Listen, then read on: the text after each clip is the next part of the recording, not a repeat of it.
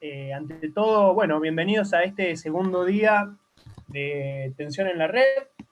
Arrancamos ayer con una performance entre líneas del proyecto Sci-Fi y después siguió una charla sobre capitalismo de vigilancia en contexto de pandemia a cargo de Esteban Mañani y de Juan Ottaviano. Y hoy arrancamos nuestro día 2 con una charla, dos charlas en realidad, en torno a la libertad de expresión, periodismo y fake news, un tema en agenda realmente, como si lo hubiéramos de alguna manera anticipado, igual era medio obvio, ¿no? Porque es un tema que está en agenda hace un tiempo, eh, pero que de alguna manera cobró relevancia a partir de algunos hechos sucedidos en la Argentina. Vamos a contar con la participación de Natalia Aruguete, que es doctora en Ciencias Sociales, investigadora del CONICET, periodista y profesora de la Universidad Nacional de Quilmes y de la Universidad Austral. Ha escrito casi 50 artículos que han sido publicados en revistas especializadas de diversos países y sus temáticas centrales giran en torno a las agendas políticas, mediáticas y públicas en el diálogo entre medios tradicionales y redes sociales. Y ella va a hablar alrededor de 20 minutos, después le vamos a dar la palabra a Martín Becerra, investigador principal en el CONICET y profesor titular por concurso en la Universidad Nacional de Quilmes y en la UBA. Es doctor en Ciencias de la Información por la Universidad Autónoma de Barcelona, autor de libros y artículos sobre políticas de comunicación, medios y tecnologías de la información y la comunicación y dirige proyectos de investigación sobre la temática. Vamos a darle la palabra a Natalia, les repito por favor, porque seguramente van a surgir preguntas que las hagan a través del chat, así al final de la presentación las decimos en voz alta. Y bueno, Natalia, cuando quieras. Bueno, muchas gracias por la invitación. Me complace mucho poder participar de esta charla y sobre todo de poder participar junto a Martín, con quien tengo ya muchos años de trabajo y siempre es un placer escucharlo y compartir pareceres con él y con todos ustedes también. Yo quiero plantear algunos escenarios para reflexionar sobre la circulación y propagación de fake news, y quiero pensarlo también en términos contextuales, en el sentido de reflexionar acerca de cuáles son las condiciones de posibilidad de la propagación de fake news. Y me gustaría partir de algunas presunciones que se suelen plantear cuando se dialoga periodística o académicamente, o incluso ya no en bares, digamos, pero en charlas virtuales sobre las fake news, así como sobre las noticias falsas también, que tienen que ver con qué hacemos los usuarios de a pie frente a las noticias falsas. Y muchas veces lo que surge es como una pregunta ciertamente incriminatoria de pensar cómo es posible que nos creamos cuestiones que son obviamente falsas. Y lo cierto es que no hay cuestiones que sean obviamente falsas, ¿no? Uno podría preguntarse por qué una noticia de este tipo debería ser verdadera o debería ser falsa, o por lo menos preguntarse si reúne las condiciones de noticiabilidad a las que solemos enfrentarnos cuando leemos información o cuando la circulamos en redes sociales o cuando las compartimos en nuestras mensajerías, ¿no? Entonces, ¿cuál es la pregunta sobre por qué circulan las noticias falsas? ¿Por qué se aprovechan estrategias de operaciones políticas para generar mensajes de odio, ataques virtuales, o usar para esto la circulación de fake news? Y me gustaría reflexionar sobre tres posibles escenarios o condiciones de posibilidad para esto. Por un lado, en qué medida los escenarios más polarizados o crecientemente polarizados que vamos teniendo en distintos momentos, que no son invariantes y no son siempre estables, pero en qué condiciones de mayor o menor polarización podemos dejar espacio y garantizar la propagación de fake news como usuarios de piel. La otra cuestión es, si nosotros no necesariamente podemos entender las noticias falsas como tales per se, sino que en general cuando las noticias circulan nos afectan emocionalmente y no necesariamente desde una interpretación meramente racional. También uno tiene que preguntarse cuando estos mensajes, que son mensajes falsos, nos interpelan afectivamente, ¿en qué marco de coherencias discursivas esto tiene asidero, ¿no? Porque las fake news no surgen de la nada, ni se instalan en un vacío social, sino que interactúan con ciertas idiosincrasias y ciertas preocupaciones que circulan en determinado momento en una sociedad. Y la tercera cuestión, sobre el segundo caso al que me quiero referir de generación y propagación de fake news en el marco de la pandemia en Argentina, también me parece que es importante la coordinación de distintos actores virtuales para que las fake news no solamente se creen, sino que además tengan un asidero idiosincrático y se garantice esa propagación.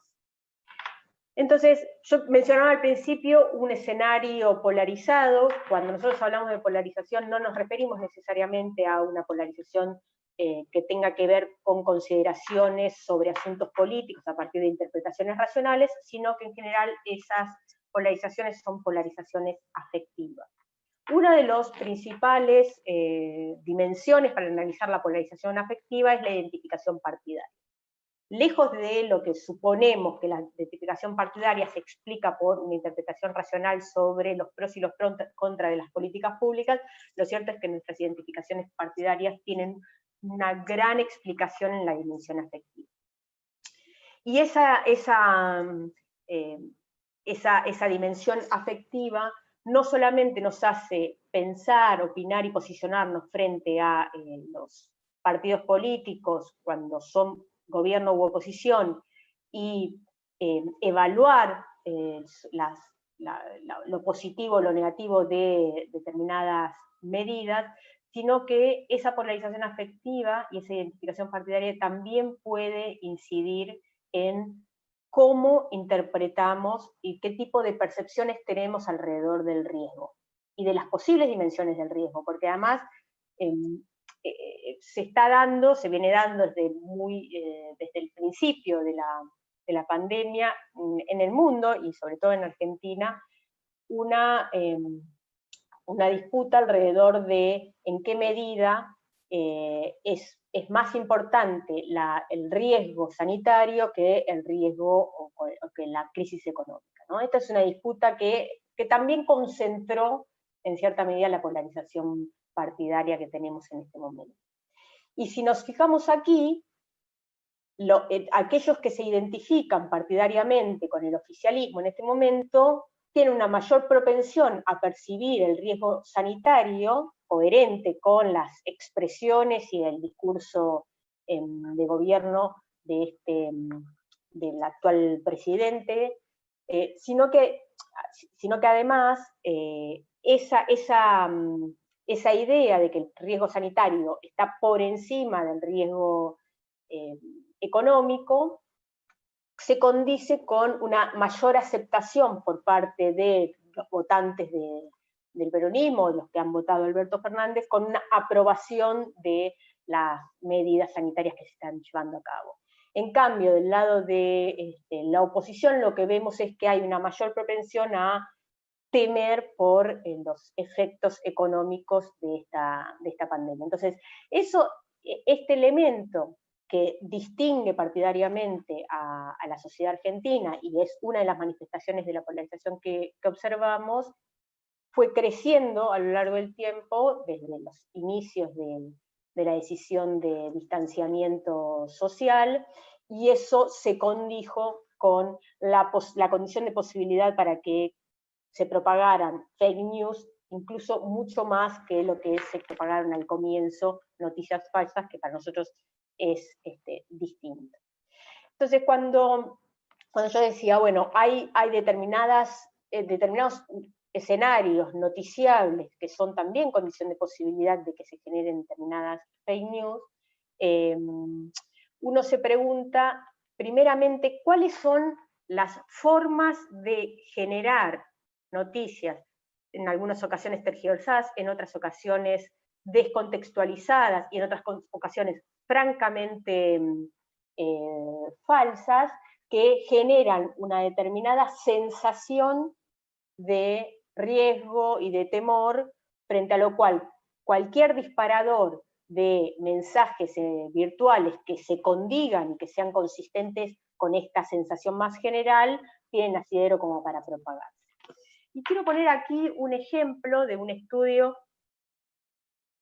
que realizó Rocío Pereira del Observatorio de Medios de la UNICEN en Olavarría, donde lo que ella sistematizó es cómo se calcó, exactamente esa es la palabra, cómo se calcó esta información que se inició en Clarín en 102 medios digitales de la Argentina.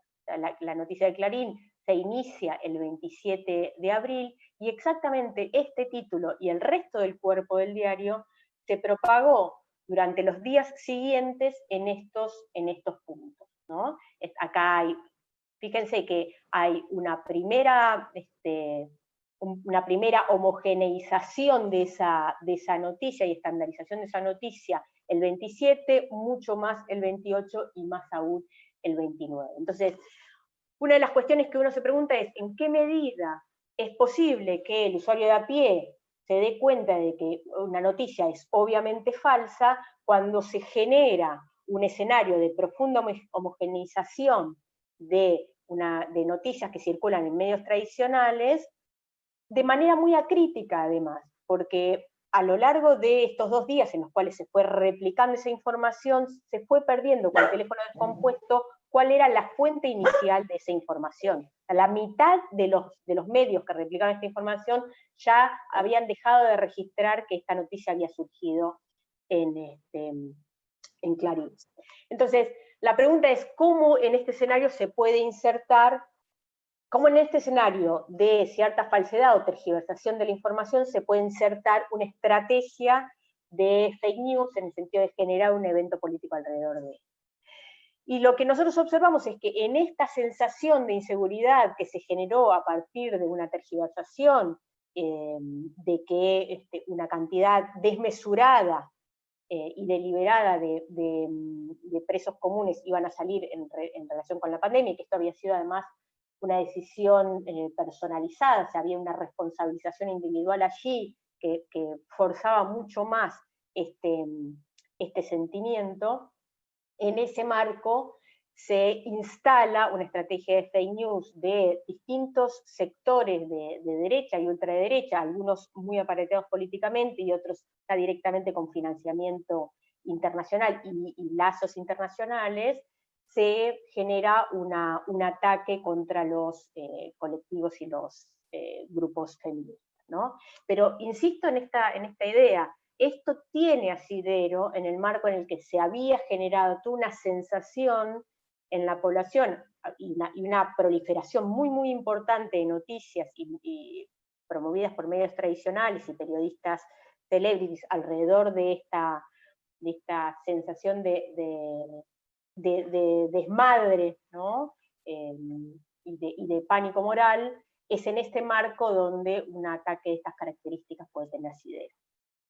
El otro evento con el que me gustaría cerrar esta exposición es el caso de Villa Azul, ¿no? que lo hemos denominado Operación Miedo, porque también lo que hizo fue identificar un enemigo público clarísimo relacionado con la pobreza, además responsabilizando a decisiones gubernamentales y locales a este respecto, y tergiversando muy, muy, muy adrede, trayendo imágenes que no eran de Villa Azul, sino que eran de Chile, pero eso se hizo dando esta sensación de una queja que estaba dirigida a la decisión de de la intendenta de Quilmes de aislar ese espacio por la disparada que hubo de infectados. Lo que es interesante en el caso de Villa Azul es la coordinación que hubo de distintos tipos de usuarios. Pues nosotros creemos, o solemos tender a pensar que las operaciones de fake news están profundamente y casi excluyentemente a cargo de trolls pagos, y lo cierto es que para que esto se genere, uno de los elementos centrales en este sentido es que haya mucho aparato político detrás que fogonee esta idea. Entonces, nosotros tenemos por un lado aquí trolls que algunos pagos y otros que yo creo que fueron instalándose ya y encuadrándose también partidariamente, que han sido los trolls del elenco estable de los últimos 4 años, fueron los trolls que se dedicaron a generar políticas de fake news alrededor de las crisis que hemos observado desde el tarifazo en adelante, que tuvieron su manifestación virtual. Y no solamente esos trolls, sino que además, como decía, aparato político muy claramente, pero además 2 tipos de medios que nosotros tenemos identificados cuando analizamos estas estrategias de fake news. Por un lado, lo que llamamos fake news mills, que son medios apócrifos y que funcionan como fábricas generadoras de fake news, pero que procuran dar, a veces sarcásticamente, a veces no, pero que procuran dar cierta sensación de noticiabilidad en el armado de sus noticias. Y fíjense que este nivel de similitud que observamos entre Infomedia, que es lo que nosotros identificamos como este fake news mills, que participó de la operación en Villa Azul, la operación virtual, y Atlantic Surf, que ha sido uno de los principales trolls, una de las principales autoridades en la red en los 5 o 6 eventos políticos que hemos analizado durante el macrismo. Y para cerrar, nunca perder de vista la necesidad de que existan medios tradicionales con reputación que también generen esta sensación de noticiabilidad alrededor de noticias que son falsas. Y en el caso de TN hay un elemento que me parece importante remarcar, 2 elementos que me parece importante remarcar, que no se excluyen. Por un lado, que no podría yo decir que TN, ni es mi intención en este marco decir que TN ha participado de esta operación de fake news de manera activa, ¿no? Lo que sí me parece importante señalar es que es muy coherente es muy coherente en términos temporales cuando Atlantic Surf sale con esta información falsa y cuando TN también sale con estas imágenes falsas a publicarlas, y que después cuando se desdice, cuando TN corrige su falsedad y su error, ni siquiera logra identificar claramente dónde estaba ubicada Villa Azul.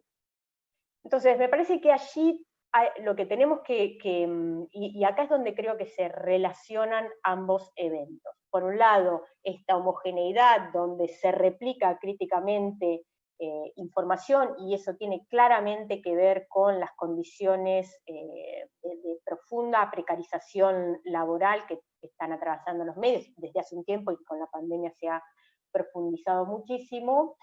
Y por otro lado también la falta de chequeo, a veces producto de las velocidades que se tienen en la generación de noticias, y a veces producto de la propia desidia, ¿no? Porque la falta de chequeo, o sea, hay muchos tuiteros de mediano rango que en 5 minutos de googleo se dieron cuenta que esas noticias eran falsas, y además, si chequeado pudo hacerlo, el Grupo Clarín también tendría que tener posibilidades de chequear información antes de emitirla. Entonces, insisto con esto, no es que TN haya participado de una operación de fake news, pero lo que no podemos desconocer es que también en los medios tradicionales existen sesgos cognitivos que nos llevan a generar o creer y convalidar noticias falsas. De la misma forma que se lo cuestionamos al usuario de pie, preguntándole por qué creen cosas que son obviamente falsas, la pregunta yo creo que cabría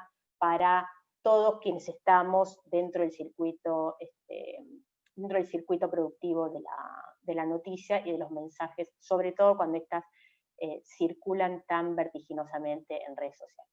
Así que yo dejo aquí y le doy espacio a Martín, y bueno, nuevamente muchísimas gracias.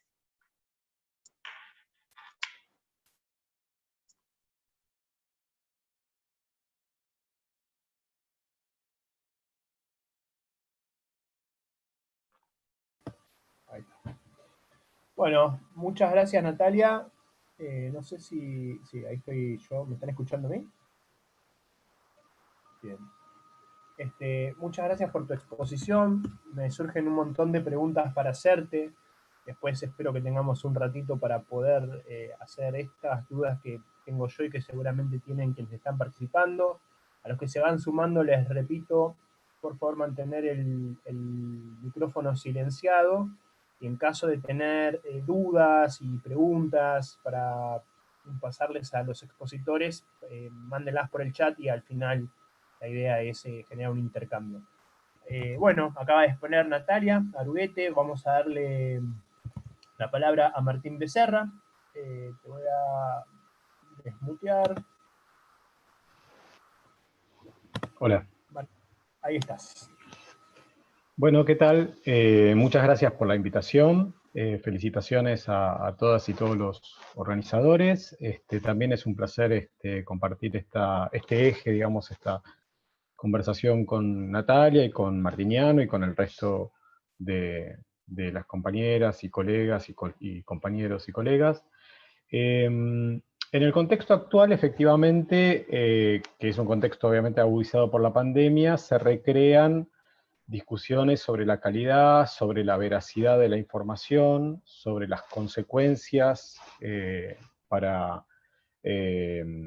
la dieta informativa y para la agenda de construcción de temas en común que tenemos social y grupalmente. Esto se manifiesta en el papel central que tienen las plataformas digitales como intermediarias, que son intermediarias globales, intermediarias masivas, intermediarias esenciales de los flujos comunicativos. Y yo voy a abordar el tema de nuestra sesión, digamos, del título de este eje, desde la enunciación de algunos problemas que son inherentes al análisis, y voy a anunciar también algunos desafíos para encuadrar la circulación de información en las plataformas digitales, y voy sobre el final, a presentar algunos problemas, creo yo, en la tradición en alguna de las tradiciones de la libertad de expresión. Primero quisiera hacer una aclaración conceptual.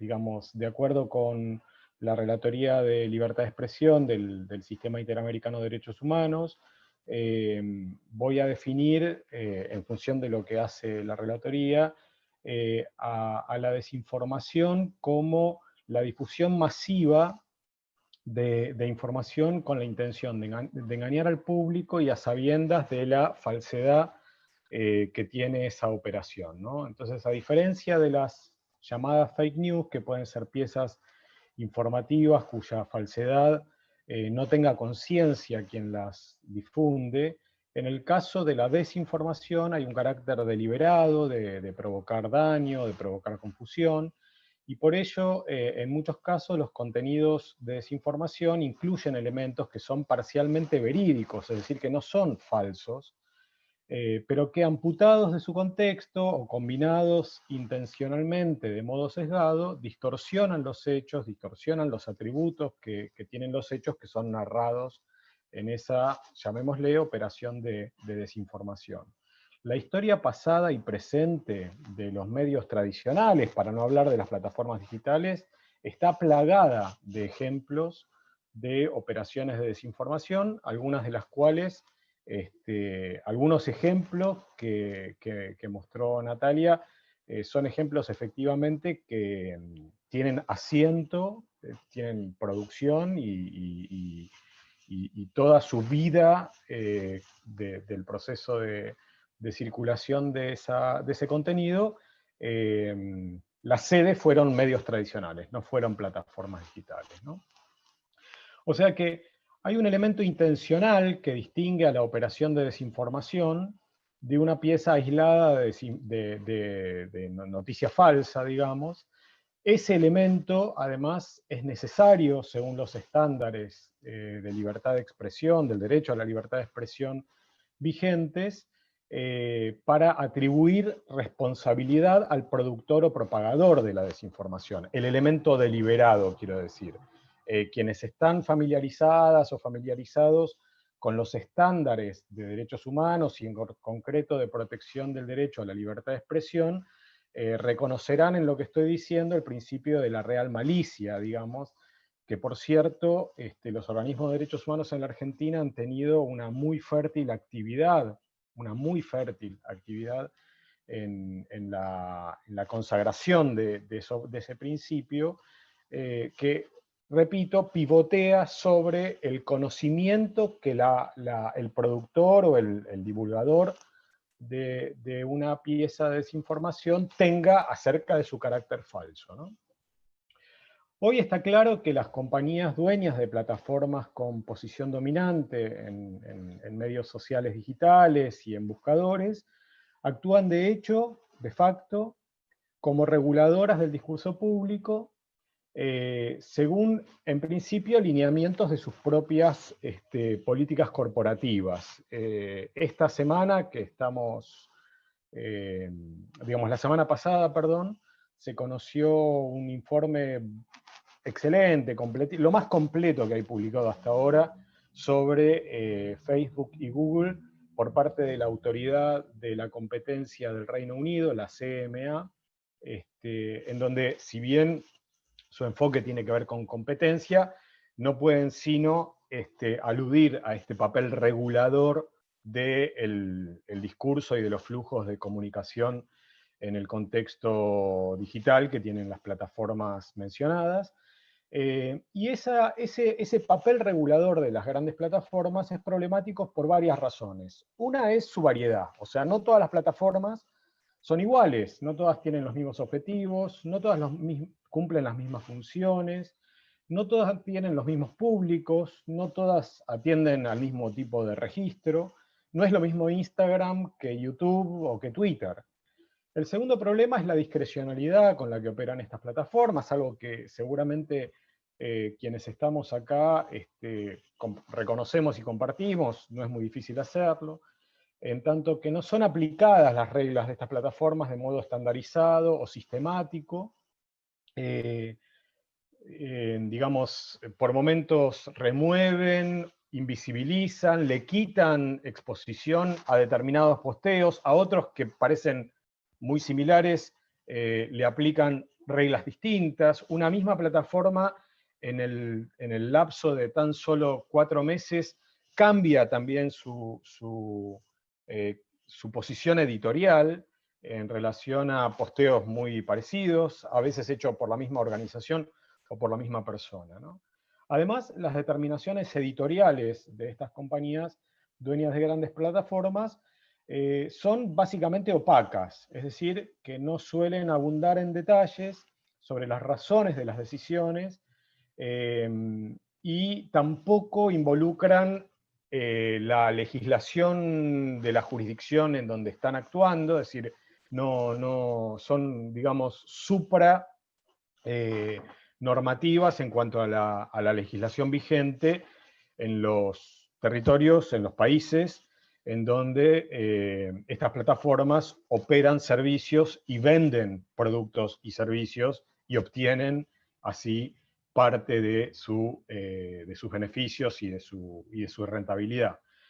O sea que, en tanto que operan con enorme autonomía frente a otros actores como el Estado, como la sociedad civil, como otros actores mercantiles, estas compañías ejercen un poder que sabemos que es un poder sin precedentes en la regulación global de la expresión pública, Y esto lo reconoce nada menos que el presidente estadounidense Donald Trump en su decreto, en su orden ejecutiva, que ordena, vieron, revisar la famosa sección 230 de la Ley de Decencia de Comunicaciones del año 1996, este decreto que Trump firmó a fines de mayo, creo que el 28 o 29 de mayo último, ¿no? A continuación yo voy a identificar algunos problemas que en el fondo refieren conceptualmente a la libertad de expresión, al derecho a la libertad de expresión, y a sus variados usos e inscripciones en distintos contextos históricos, a partir de esta primera introducción que hice, ¿no? El primer problema es que resulta muy difícil probar la intencionalidad inherente al concepto de desinformación que mencioné al principio según los estándares de la Relatoría para la Libertad de Expresión del Sistema Interamericano de Derechos Humanos. Este es un problema antiquísimo, es un problema que nos remite a Platón, o sea, a lo verosímil, qué es verdad, qué es verosímil, ¿no? O sea, a discusiones que son filosóficas y que no tienen una resolución sencilla, porque cada caso, cada contexto reclama un escrutinio estricto, un escrutinio profundo, y no hay reglas universales para todos los discursos, para todas las condiciones de enunciación, para todos los enunciadores y para todos los enunciados, no las hay. El segundo problema, hoy se cumple, como ustedes saben, un aniversario del nacimiento de Mercedes Sosa. Yo tengo una foto muy bonita donde está Charly García abrazándola y la posteé en Twitter, y por un momento dudé de poner la negra Sosa, porque digo, ¿y si Twitter me censura la publicación? Porque, digamos, el elemento contextual es un elemento ineludible a la hora de valorar la intencionalidad de un enunciado, ¿no? O sea, no estoy descubriendo obviamente nada nuevo, más de 100 años de semiótica, de semiología y de teorías del discurso respaldan esto que estoy diciendo. El segundo problema es que, aún en el supuesto de que se lograra un mecanismo de identificación entre lo que es dicotómicamente falso o verdadero, y se determinara fehacientemente el carácter deliberado de una pieza de desinformación, la siguiente pregunta es: ¿quién, bajo qué circunstancias, puede arbitrar en las diferentes fases del proceso de circulación social de sentido? O sea, ¿quién va a arbitrar a la hora de definir qué pasa con la producción, con la edición, con la publicación, con la distribución, con la exhibición y con la reproducción de una pieza eventualmente tipificada como de desinformación? Estos eslabones que acabo de mencionar, que son varios, en algunas industrias de información y comunicación están desagregados, en otras están muy integrados verticalmente. Entonces, tampoco se puede aplicar una misma regla universal para, por decir, el buscador de Google que para el diario Clarín Papel, ¿no? Seguidamente, un siguiente problema tiene que ver con quién ejerce el poder de policía, o sea, en cuál de los eslabones de la cadena productiva que acabo de mencionar se establece la garita de control, ¿no? En el caso supuesto de que se quiera avanzar por esta senda, ¿no? Que es la senda en la que hay una gran cantidad de proyectos de ley en todos los congresos, asambleas y parlamentos, según la denominación, según cada país de América Latina, y donde hay nada menos que un proyecto de ley que fue objetado por la Corte Constitucional en Francia en este momento, impulsado por el oficialismo, por Macron, por el oficialismo en Francia, ¿sí? Entonces, ¿habría acuerdo, por ejemplo, en concederle, así como le concedemos socialmente, digo, nuestras normas de salud pública, un poder de control a las farmacias de la venta y comercialización de medicamentos? ¿Habría acuerdo en concederle a Facebook o a Google el poder de policía, o sea, colocarles la gorra para que controlen discursos con mandato legal, digamos? Sabemos que lo hacen de facto por reglas corporativas, es lo que estamos objetando. Pero en el caso supuesto de que hubiera reglas consolidadas a nivel normativo, por vía legislativa, que sean proporcionales, necesarias, digamos, que cumplan con los estándares sobre libertad de expresión, que son algunos de los requisitos que yo acabo de mencionar. ¿Quién ejerce ese poder? Digamos, ¿quién, cómo, no?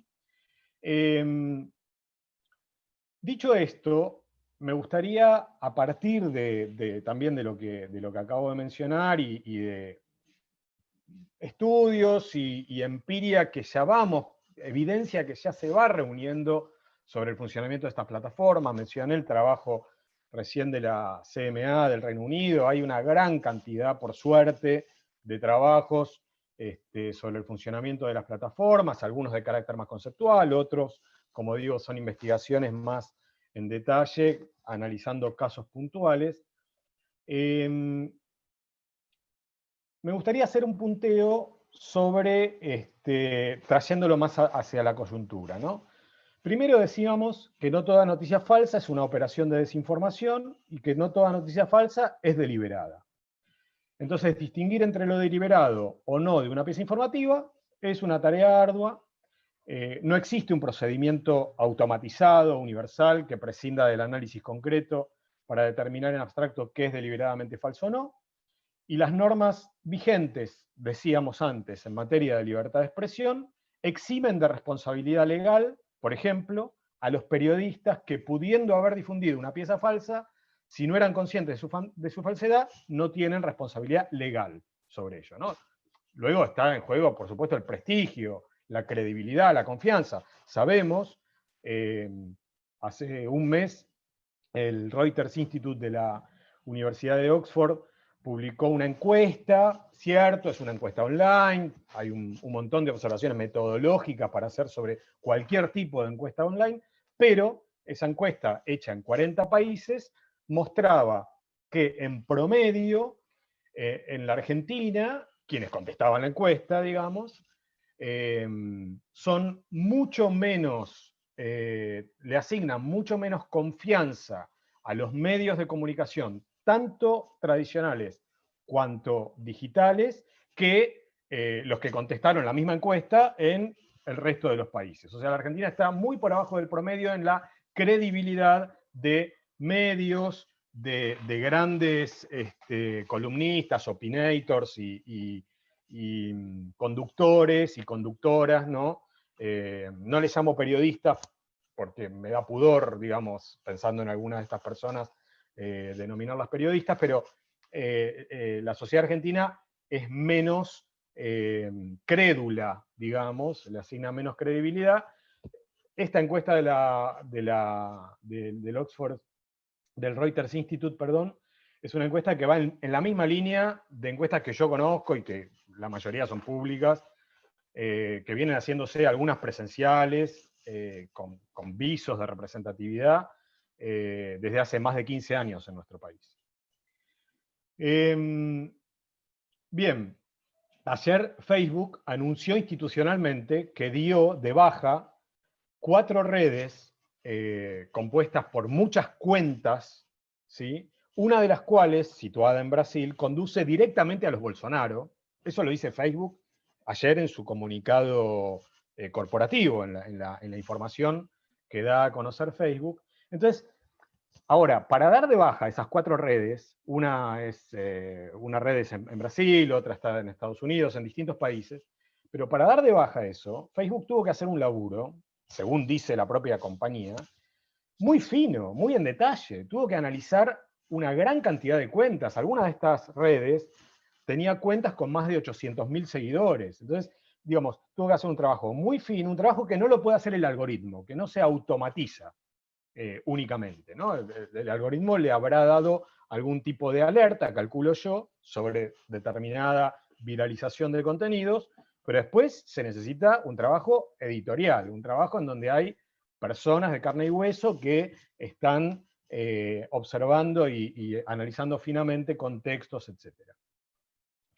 Luego, seguido de lo anterior, es imposible monitorear todo el universo de circulación social sobre noticias falsas, desinformación, rumores, porque eso implicaría el acceso a todos los contenidos que minuto a minuto posteamos todos los usuarios y todas las usuarias de todas las plataformas de todo el planeta. Entonces, yo creo que se suele sobreestimar la capacidad de medición de las campañas de desinformación y de los rumores que circulan, porque para tener una estimación concreta, real y empíricamente comprobable, lo que tendríamos que tener es el universo completo, que es imposible de construir, como estoy diciendo. Yo creo que esa sobreestimación pivotea sobre dos ejes. El primero es que, en efecto, las plataformas digitales franquean las distancias entre personas e instituciones, ¿no? Entonces, digamos, muchas de ellas, al funcionar en el plano de los afectos, de los contactos, los mensajes de WhatsApp, de nuestros grupos o de nuestros contactos en WhatsApp, nos llegan de manera más directa, nos llegan de manera más pura, sin esa mediación, que es una mediación institucionalizada de los medios tradicionales, es decir, que rompe ciertos pactos de lectura a los que estábamos habituadas las generaciones que ya somos mayores, y que efectivamente son más eficaces para viralizar todo tipo de contenidos, eventualmente también contenidos extravagantes, rumores, etc. Eso no habla de la credibilidad que tengan esos contenidos. Pero el segundo tema, y yo creo que muchos medios de comunicación, sobre todo en la Argentina, o sobre todo en Latinoamérica, en los países periféricos, esto lo veo casi cotidianamente, insistir en que son solo las plataformas digitales las responsables de las operaciones de desinformación, es una formidable coartada que exime a los medios tradicionales, que exime a conductores, columnistas y opinators que tienen asiento en los medios tradicionales, de su participación activa en la propagación de rumores y en las operaciones de desinformación. En la Argentina, todos los años, desde el 83 y hasta ahora, pero en el último tiempo de manera cada vez más continua, más pornográfica además, vemos el contacto íntimo entre conductores, opinators, columnistas de medios de comunicación tradicionales y servicios de inteligencia. Entonces, esta relación íntima es una relación que no puede lavarse invocando que, cosa que es cierta, Facebook no hace nada, o hace poco, o etcétera, con las redes múltiples que maneja para disminuir la circulación de rumores, etcétera, etcétera, etcétera, ¿no? Bien, lo último, porque no quiero excederme en el tiempo que me han dado, es que no hay un exorcismo general, no hay un remedio general para disipar todo rumor y toda pieza de desinformación, porque la eficacia del rumor y de las piezas de desinformación, en parte de esto lo comentaba antes Natalia, esa eficacia trasciende la factura técnica, digamos, del enunciado, la factura estilística del enunciado, y se macera con muchos otros elementos, se macera con la experiencia personal, con las experiencias pasadas y presentes, se macera con la economía del tiempo, se macera con la avaricia cognitiva, se macera con el sesgo de confirmación, se macera con la cultura, finalmente, ¿no? O sea, se macera con nuestras estrategias de socialización primaria, secundaria, o sea, hay un conjunto que, para abreviar, le llamaremos cultura, que dialoga directamente con la performatividad que pueden tener las operaciones de desinformación o los rumores. Digo, para salir también de algo que quienes estudian o estudiamos comunicación solemos referir en términos críticos, que es esa idea de una aguja hipodérmica en donde o Facebook o un medio o una organización muy poderosa inocula desinformación en el cuerpo social y lo reproduce como si fuéramos consumidores estúpidos de desinformación, ¿no? Bueno, Cierro acá. Yo creo que el conjunto de temas abordados obligan a repensar la tradición sobre libertad de expresión. Hace poco, con un colega que es Silvio Weisbord, hemos escrito un texto próximo a publicarse, donde trabajamos en torno de la concepción maximalista miliana de Stuart Mill de libertad de expresión, planteando que esa concepción maximalista de libertad de expresión está haciendo aguas en la sociedad y en el uso actual de dispositivos, soportes y mediaciones a la hora de poner a circular contenidos, y que hasta ahora las respuestas normativas al uso no son eficaces, y que en consecuencia la invitación final sería una invitación a la creatividad, a la reflexión y a la creatividad. O sea, hasta ahora no tenemos una respuesta, como digo, muy productiva para el conjunto de problemas que mencionábamos. Gracias. Bueno, Martín, muchísimas gracias. Muy clara tu exposición. Ahí está. Muchísimas gracias, Martín. Muy clara tu exposición. Tenemos una serie de preguntas que ahora les voy a transmitir, pero antes, abusando de mi papel de moderador, quiero hacer una pregunta yo.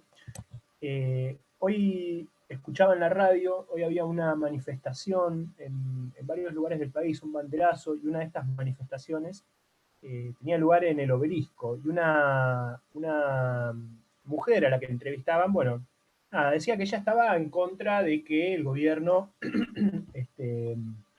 ataque a la libertad de expresión. Entonces quería hacerle, a ver, anclado en algo que dijo Martín, pero esta es una pregunta para Natalia, porque planteaste el interrogante y me quedé con ganas de ver si esto tiene una respuesta. Vos dijiste que, nada, ¿en qué medida una persona de a pie puede darse cuenta de que una noticia es falsa cuando esta falsedad, digamos, es de una segunda o tercera instancia, ¿no? Porque ya fue homogenizada en el conjunto de los medios. Y me acuerdo, de alguna manera, este tema que hoy está en agenda, este supuesto ataque del gobierno contra la libertad de expresión, no digo que comenzó acá, pero uno de los comienzos que rastreo es es una nota que publica José del Río, un editor importante del diario La Nación, con datos aparentemente inexactos respecto de las consecuencias negativas del COVID en distintos países de la región. Entonces Alejandro Berkovich hace un hilo en Twitter y rebate cada uno de esos argumentos yendo a la fuente y mostrando que los datos eran falsos. Y entonces el presidente, Alberto Fernández, retuitea algunos tweets del hilo. Y la interpretación de José del Río, que yo no sé, la verdad que no tengo el dato preciso, pero creo que es secretario de redacción de La Nación, es un editor importante en el medio, él lo toma como un ataque a la libertad de expresión. Entonces dice, bueno, el presidente está atacando mi libertad de expresarme, ¿no? Este es el inicio, o uno de los inicios, y esto creció como una bola de nieve, y hoy estamos discutiendo si la libertad de expresión está atacada. Entonces, Natalia, quería volver a este interrogante, que vos decías, bueno, ¿en qué medida una persona común puede darse cuenta de que esta situación parte de una noticia falsa? Voy a responder con cierta vergüenza, porque creo que el indicado para responder esto es Martín, pero voy a intentar dar una observación desde mi sesgo y desde mi formación más disciplinar. Una cuestión que me parece importante es aclarar que lo de Del Río no es el inicio, y que en realidad lo que ocurre con ese evento, que aparentemente sería un evento puntual, es que se preactiva una idea que circuló en los últimos 15 años y que se fue sedimentando en 12 años de kirchnerismo. Esa fue una idea que fue como el telón de fondo de muchas explicaciones respecto de cada uno de los eventos y crisis políticas que había durante de ese periodo y que fue fuertemente retomado en los 4 años del macrismo. Entonces lo que me parece es que es importante entender que estos distintos eventos son instancias de preactivación de valores que se fueron instalando en la sociedad argentina a lo largo de los años y que se fueron sedimentando. La otra cuestión es que es difícil, yo digamos, de mi boca no saldría el hecho de que esta reacción que se tiene alrededor de la libertad de expresión surja de una falsedad. En todo caso, allí hay una discusión respecto de los datos que proponen unos y otros. No es que yo quiera decir que lo de Del Río eran datos veraces, pero en todo caso tampoco hay datos materiales por fuera de las construcciones que hacemos socialmente alrededor de los datos, ¿no? Pero tampoco me quiero meter en esa discusión. Lo que digo es, no me animaría a plantear que lo de Del Río es necesariamente una falsedad, y tampoco sé si es adrede que sea una falsedad, sino que los datos se van construyendo. Y quiero correrme del caso puntual de Del Río para pensar que tengamos cuidado con los efectos de verdad que tienen los números a veces, ¿no? Porque todos son construcciones. Estoy tratando de no entrar en esa riña de gallos, porque me parece que lo que necesitamos aquí es tener una mirada más comprensiva y más histórica de eventos que intentan deshistorizar el debate público en la Argentina alrededor de la libertad de expresión. Entonces, lo que más me importa plantear aquí es que desde distintos lugares se va construyendo verdades entre comillas. Y lo que hace esta persona en la manifestación es recuperar un valor que se sostuvo a lo largo de muchísimos años en el debate público argentino y que no necesariamente es una falsedad, sino que es su interpretación y su definición de la situación. Yo no sé si las definiciones de las situaciones, en todo caso, las definiciones de las situaciones, cuando logran el suficiente poder y consenso, se legitiman y se cristalizan. Pero las definiciones de la situación y las interpretaciones alrededor de las situaciones no necesariamente son falsedades. Y para terminar, quiero aclarar que estoy tratando de abstraerme para tener una mirada analítica de todo esto, dejando claro de qué lado estoy. No estoy del lado de Del Río en esta disputa. Pero aún así, me parece importante no formar parte de esta disputa, por lo menos no en un espacio en el que se propone una mirada más analítica. Perfecto, Natalia, muchísimas gracias. Le voy a dar lugar a una pregunta de Fagner Paván, está destinada a ambos. ¿Cómo ven ustedes la situación en Brasil, donde recientemente el Senado aprobó una ley anti-fake news que ahora va a ser tratada en la Cámara de Diputados? Nada, en el marco de lo que comentaba Martín del cierre de páginas de Facebook vinculadas a Bolsonaro.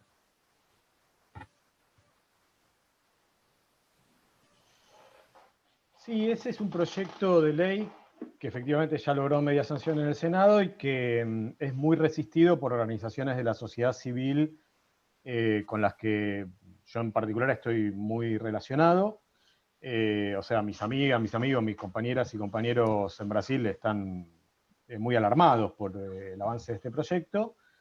No es ley aún, pero efectivamente es un proyecto muy problemático que puede utilizarse como... Y esto siempre hay que tenerlo presente, porque yo entiendo que... Por eso en un momento yo hablaba de usos del concepto de libertad de expresión, ¿verdad? Porque una cosa es lo que está normado, lo que dice la Declaración Universal de Derechos Humanos, lo que dice la Convención Americana de Derechos Humanos, lo que dice nuestra Constitución, o la Constitución brasileña, digamos, que son bastante garantistas en materia de libertad de expresión, y otra cosa distinta es los usos que tiene este concepto. Y uno de esos usos, efectivamente, puede ser un uso muy problemático para los más vulnerables. O sea, quiero decir, ese proyecto de ley es un proyecto que, así como podría llegar a servir eventualmente para disipar la expansión o la divulgación o la masificación de alguna pieza informativa problemática,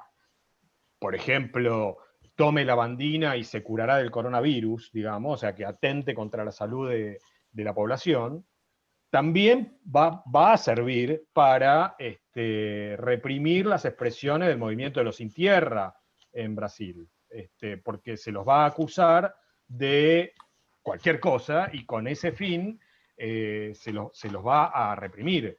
Reprimir quiere decir, en el caso de la ley, simplemente, entre comillas, se los va a censurar. La represión física vendrá seguramente como complemento, ya existe, por otro lado, como complemento, ¿no? Quiero decir, me parece que lo dije un poco desordenadamente, pero se entiende a lo que voy. O sea, es una ley, es un proyecto de ley muy ambiguo, que esa ambigüedad, en general, en nuestras sociedades, es utilizada contra los que son más débiles. Y eso es siempre muy problemático, tanto en materia de libertad de expresión como en materia de valores democráticos. Tengo anotadas dos preguntas de Esteban Mañani. Bueno, una que es la segunda la voy a hacer antes porque me parece que se relaciona de forma directa a lo que yo preguntaba antes, que es, bueno, que si incluso los datos sobre la economía son relativos, la discusión sobre las noticias falsas no es posible. ¿No llegamos a los hechos alternativos de Trump de esta manera?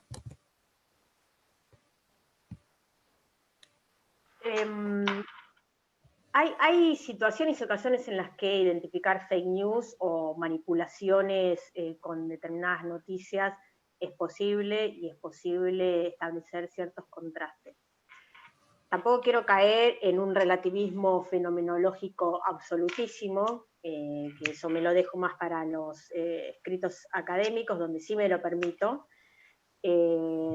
pero digamos, Trump no es un ejemplo fácil en este marco, ¿no? Mucho menos un Trump que plantea que el voto por correo se va a usar para una manipulación por parte de los demócratas para torcer la elección o manipular la elección. Sobre todo porque si uno revisa datos históricos, los que fundamentalmente votan por correo son mayormente republicanos que demócratas, y esa observación no tiene asidero. Es difícil, hay toda una discusión respecto de si las fake news, bueno, yo coincido con la distinción que hace Martín entre fake news y desinformación. Nosotros la conceptualizamos distinto, llamamos noticias falsas, o sea, false news, aquellas noticias que en general están completadas en sus vacíos informativos a partir de sesgos cognitivos, de atajos y de sesgos de confirmación, y llamamos fake news a estas estrategias de desinformación a las que se refería Martín. Entonces, hay también una discusión que complementa esta distinción, que es si las fake news se pueden distinguir por su emisor, ¿no?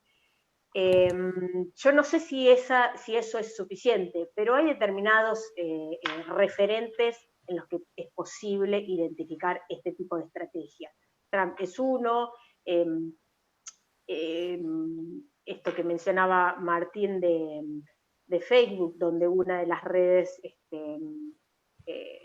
bloqueadas llevaba a las oficinas del gobierno brasilero y de sus familiares directos, cosa que no tiene inicio en el marco de la pandemia, porque además uno suele pensar que en la pandemia se crearon las fake news, que en la pandemia se creó la infodemia, que en la pandemia ha sido el escenario más propicio de polarización. Lo cierto es que los escenarios de profunda polarización y de mayor proliferación de fake news son las elecciones, y tenemos un antecedente muy claro en el caso brasilero, donde Facebook toma la decisión de dar de baja 100.000 cuentas de WhatsApp que estaban vinculadas al actual gobierno, y donde Twitter también tomó la decisión de bloquear muchísimas cuentas relacionadas con el movimiento Brasil Libre, cuyo líder fue elegido cuarto diputado por San Pablo.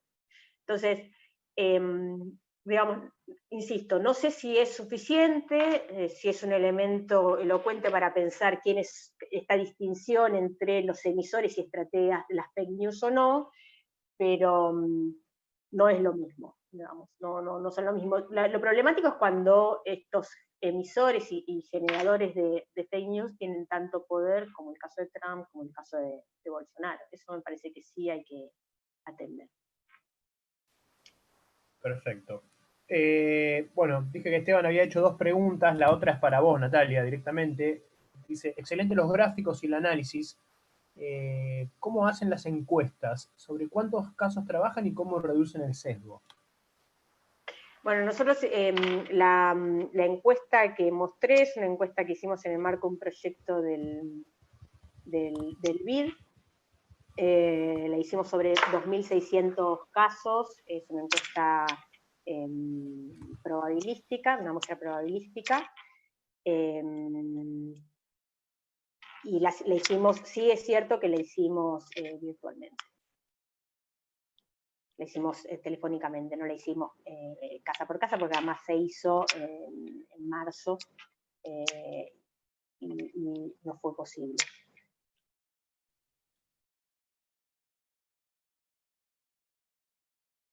No sé si querés que te responda algo más, o si era alguna pregunta sobre la probabilidad de los casos incluidos en esa encuesta. Es una encuesta que además se replicó, el proyecto es más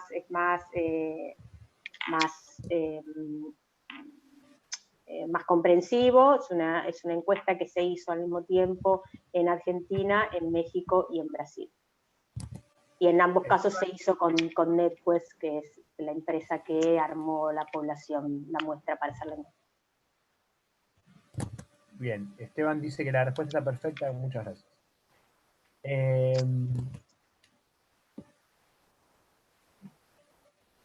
Pregunta Jules.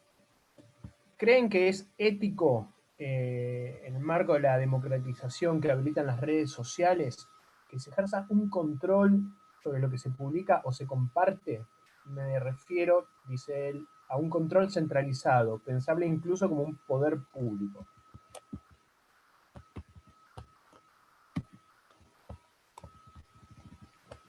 No sé para quién es la pregunta, pero Para los dos.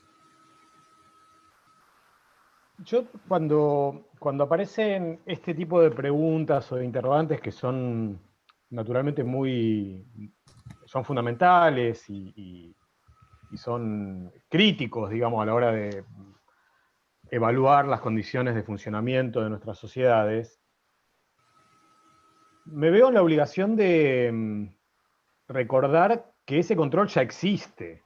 O sea, porque muchas veces, digamos, cuando se discuten regulaciones legales, normativas, o ideas que pueden derivar en regulaciones legales normativas, se parte de un supuesto que no es correcto, que es el supuesto de que esa regulación no existe, y esa regulación ya existe y es ejercida de facto por las compañías dueñas de las plataformas.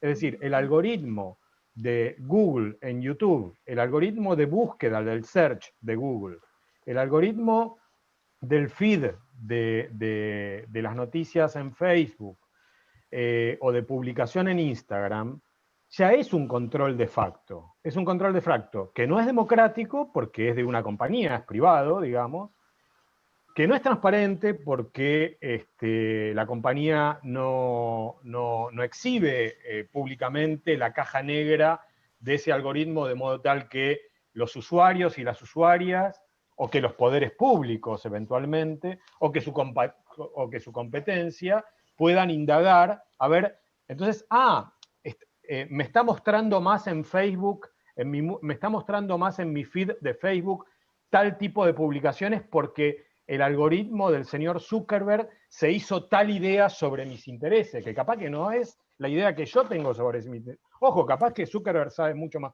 seguro, sabe mucho más de mis intereses de lo que sé yo sobre mis intereses. Eso seguro que sí. Pero por lo menos que me dejen a mí decir, hey, Martincito Becerra también tiene algo para decir sobre sus intereses. Mark, déjame que meta la cuchara ahí, ¿no? O sea, Quiero decir, esa regulación ya existe. Hay una regulación privada, de facto, antidemocrática, que está dirigida básicamente por, en los dos ejemplos que yo mencioné, por dos grandes conglomerados que son plataformas digitales globales. Y eso hoy está siendo cuestionado por gobiernos de todo color y pelaje político. Es decir, lo cuestiona Trump, que en mi escala valorativa sería ultraderecha, lo cuestionan gobiernos democráticos como de centro derecha, como el de Angela Merkel, lo cuestiona otro gobierno que está más a la derecha, que es, bueno, son de derecha, Macron en Francia, lo cuestiona el Parlamento británico, lo cuestiona,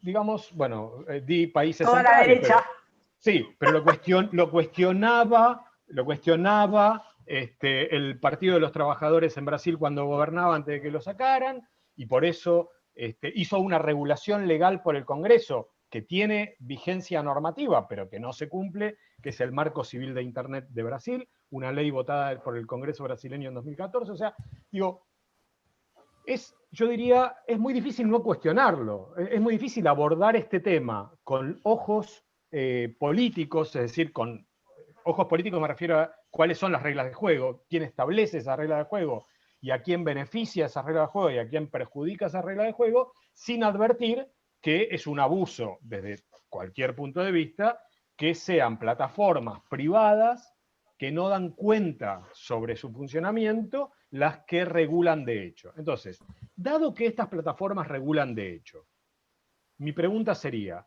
¿no sería mejor comenzar a discutir en las representaciones que mal o bien nuestras sociedades se dan democráticamente eligiendo a sus representantes cada X años, por ejemplo, en congresos?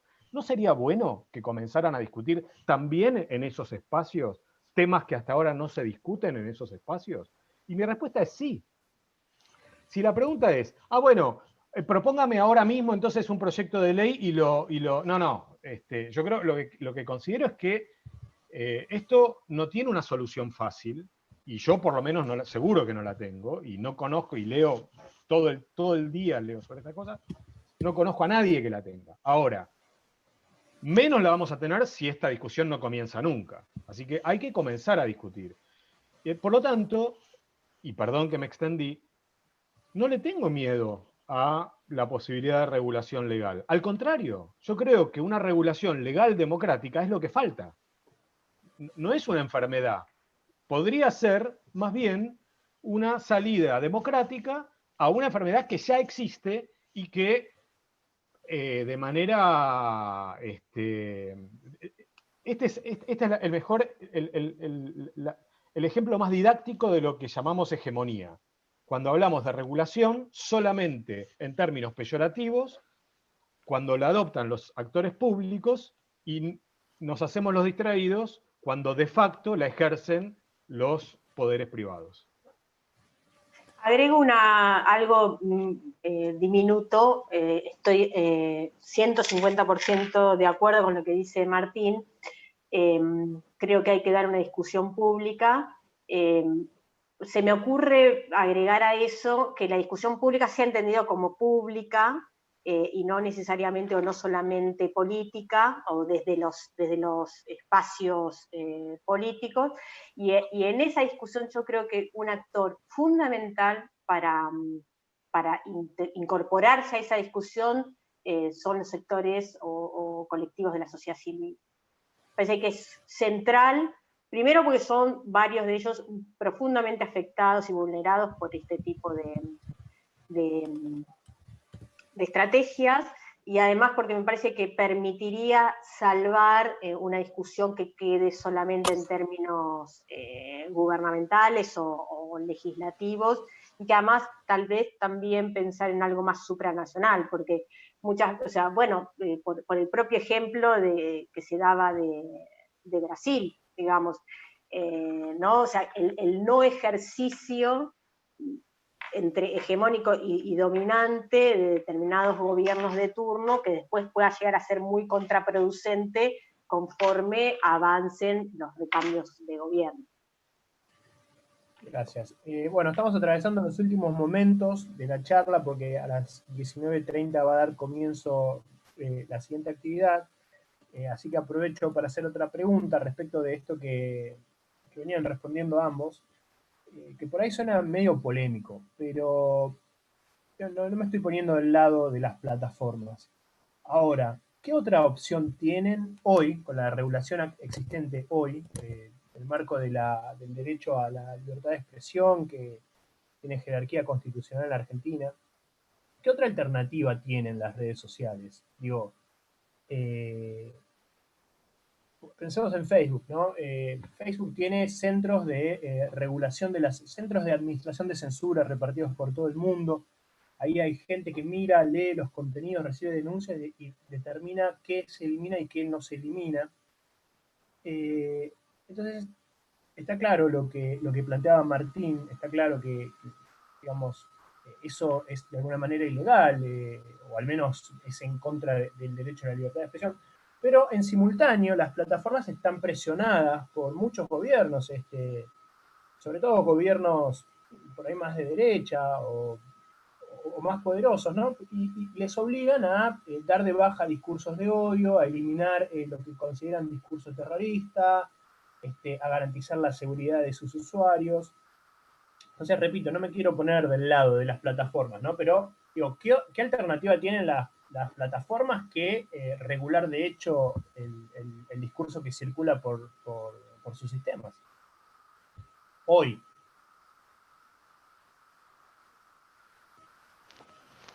Bueno, yo creo que hay, que tienen alternativas democráticas si quisieran emplearlas. Te doy algunas. Transparencia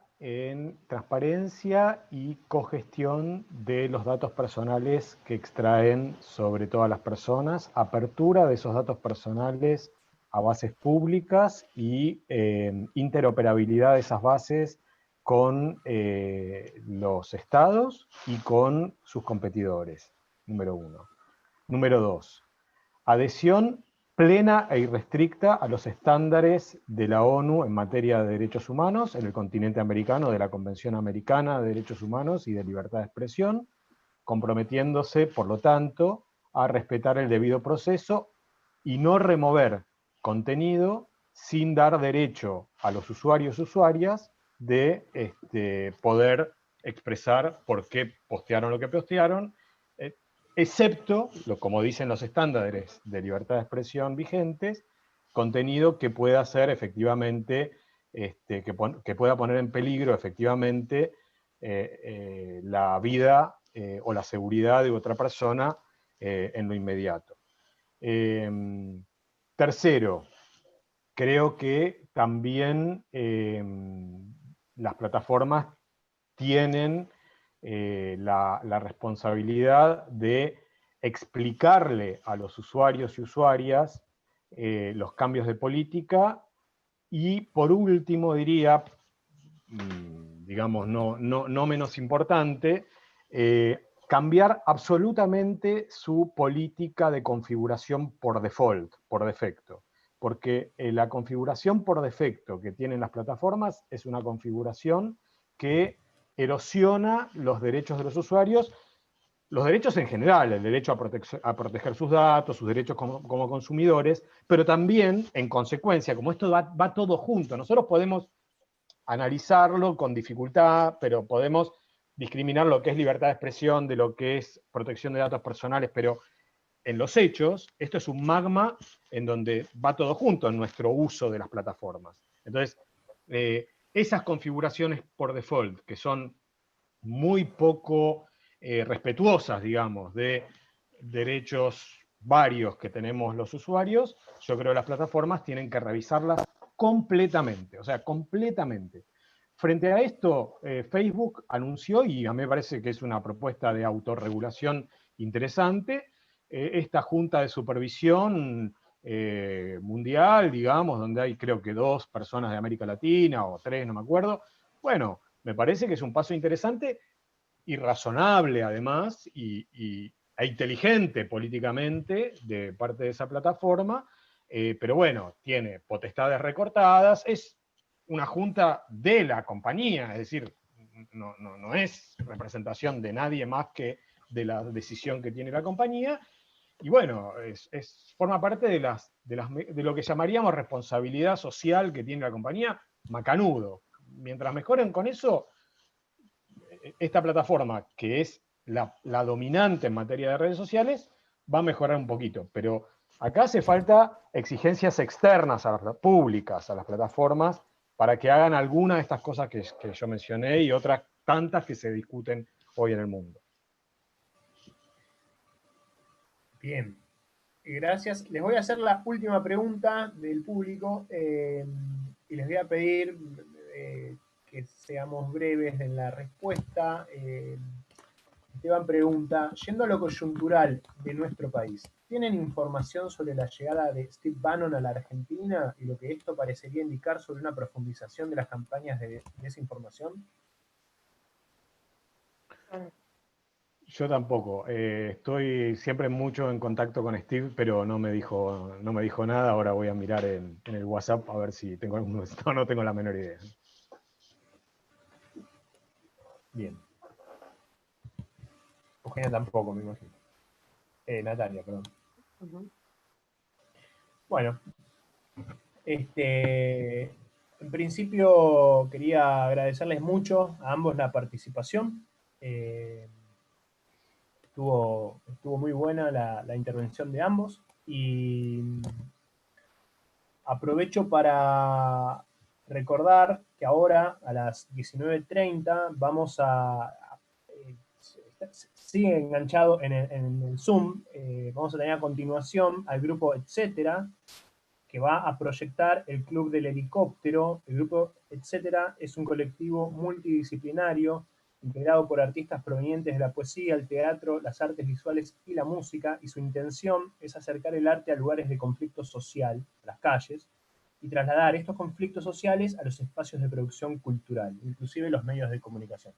Esta es la actividad que vamos a tener en vivo, vamos a tener la proyección desde las 19:30, y mañana a las 18 vamos a continuar el ciclo de charlas con un diálogo entre Carolina Martínez Elevi y Leandro Uchiferri en torno a las apps y ciudadanía, el estado que viene, y cómo en tiempos de emergencia se van abriendo puertas para implementar ciertas medidas drásticas.